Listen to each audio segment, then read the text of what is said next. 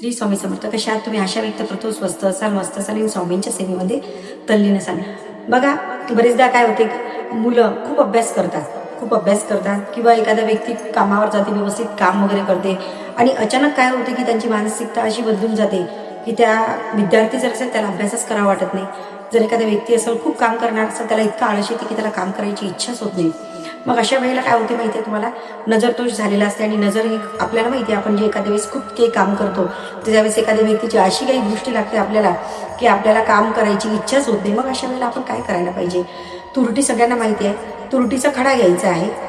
तुरटीचा खडा घातल्याच्यानंतर तो 7 वेळा सरळ रेषेमध्ये उतरायचा, कधीच गोल नाही फिरवायचा, सरळ रेषेमध्ये 7 वेळा उतरायचा. जे काही तुम्हाला श्री स्वामी समर्थ मंत्र म्हणत असाल किंवा ओम श्री चैतन्य गुरुशाय नमः असं म्हणत 7 वेळा तुम्हाला त्या अंगावरून त्या व्यक्तीच्या उतरवायचा आहे.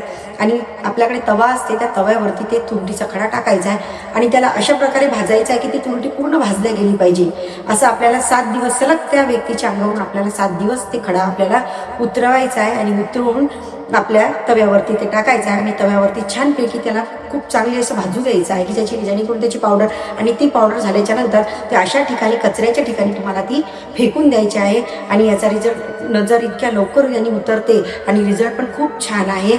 आणि खरंच मनापासून जर माझे व्हिडिओज तुम्हाला आवडत असेल, लाईक करा, शेअर करा आणि सबस्क्राईब करायला विसरू नका. श्री स्वामी समर्थ.